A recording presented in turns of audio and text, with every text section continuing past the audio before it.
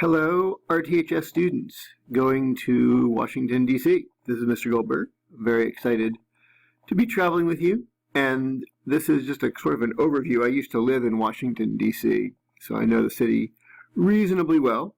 Where we're going to be staying is right here at the Days Inn Hotel, and we're in Arlington, Virginia.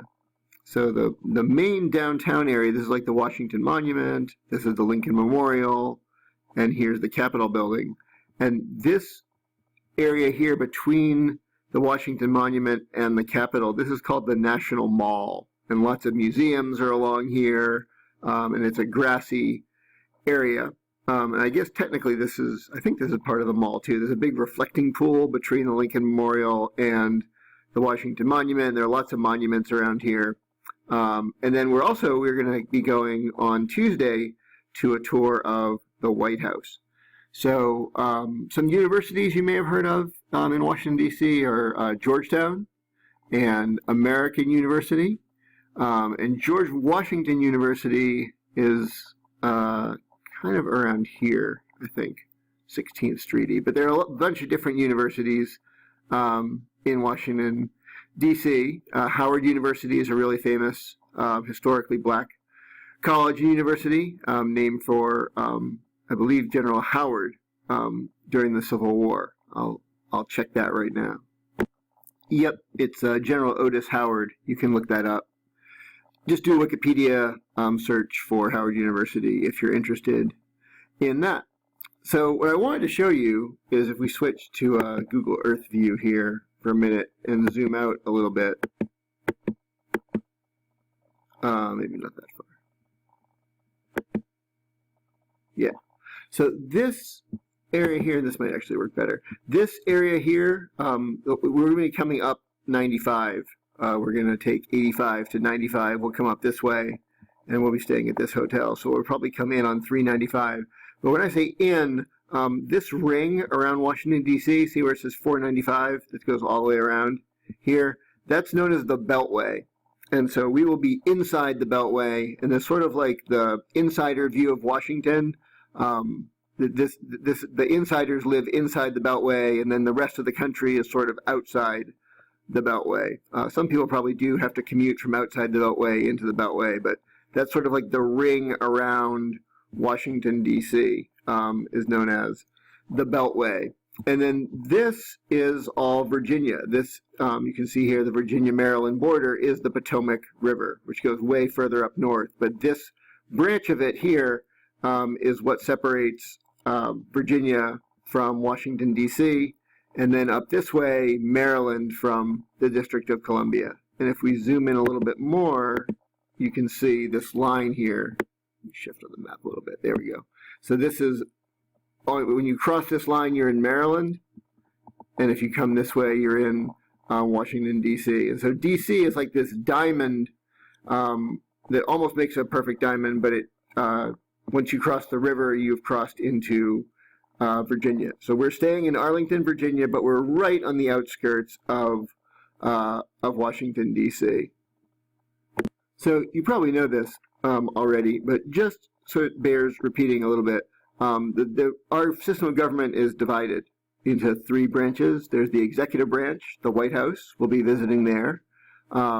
There's the Capitol, where the laws are made, and assuming the president signs them. If he vetoes them, you need 2/3 to override a veto. So laws are made, laws are executed, and then laws are judged to be constitutional or not right across the street from the U.S. Capitol. Here, let me zoom in for a second.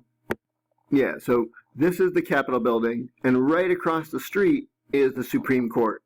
And we'll be visiting there as well. And as you can see on this thing here, it says this is the National Mall, and that's sort of the in-between the Washington Monument and the Capitol is known as the Mall. It's a really nice place to walk around. We'll see what the weather's like. We may get a chance to explore some of the museums and things over that way.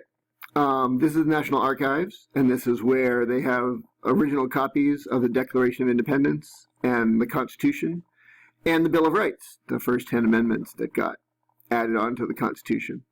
And while we're on Capitol Hill, we're going to meet with senators and representatives. Where the senators actually work are on the Senate side. So there's Russell, Dirksen, and Hart Senate office buildings are over here. Let me zoom in a little bit more on Capitol Hill. See if this works. Yeah. So this is the Russell Senate office building. This is the Hart Senate office building, and there should be a Dirksen Senate office building.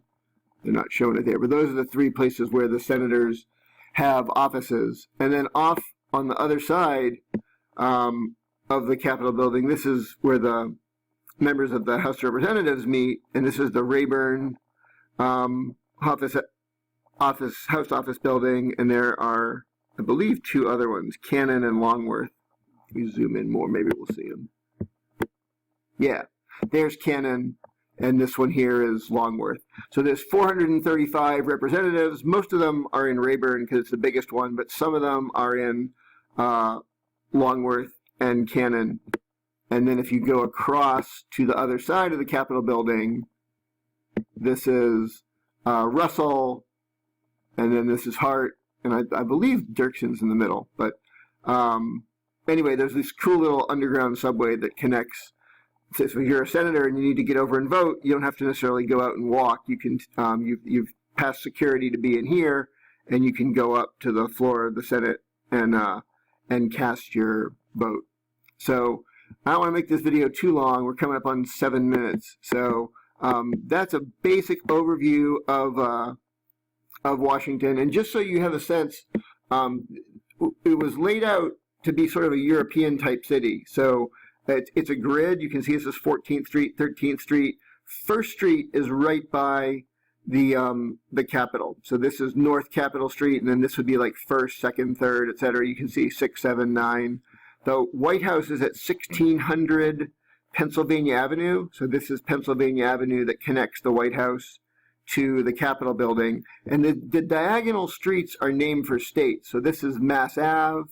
A lot of the embassies are up on Mass Ave, and it goes, you can see it extends all the way down here. That's one of the longer ones. But you've got Maryland, New York, Rhode Island.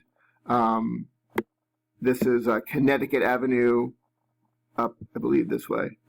Maybe confused. There's, yeah, this is Connecticut right here. And so that it's numbered this way, and you have diagonals that are named for the states, and then it's letters going up. So Constitution would be like B Street. There is no B Street though. So it's C, D, E, F, G, H. You get the idea. So it's a grid. You can figure out where you are for the most part. Most of the stuff that we're going to see in Washington, D.C. Is in what's called Northwest D.C. But, oops, I zoomed too far. If you look here, there's Northeast 8th Street, and then there's also Southeast 8th Street, and then Northwest, and then Southwest is pretty small because it gets cut off by the river here. But there's 4 different parts of Washington, D.C., and it's all based on where you are relative to the Capitol. So this is Northwest, this is Northeast, this is Southeast, obviously Southeast Washington, Northeast Washington, and this little part here is Southwest Washington. That's mainly government buildings, but a few folks do live down that way. And if we were flying in, we would fly into Ronald Reagan National Airport, most likely. There is another airport out this way to the in Virginia called Dulles, but we'll be driving. We'll be coming up here, and we'll be staying here, which is it's real easy to get in on the metro to downtown DC. So there's a 9 minute and 15 second or a little bit more overview. Looking forward to traveling with you.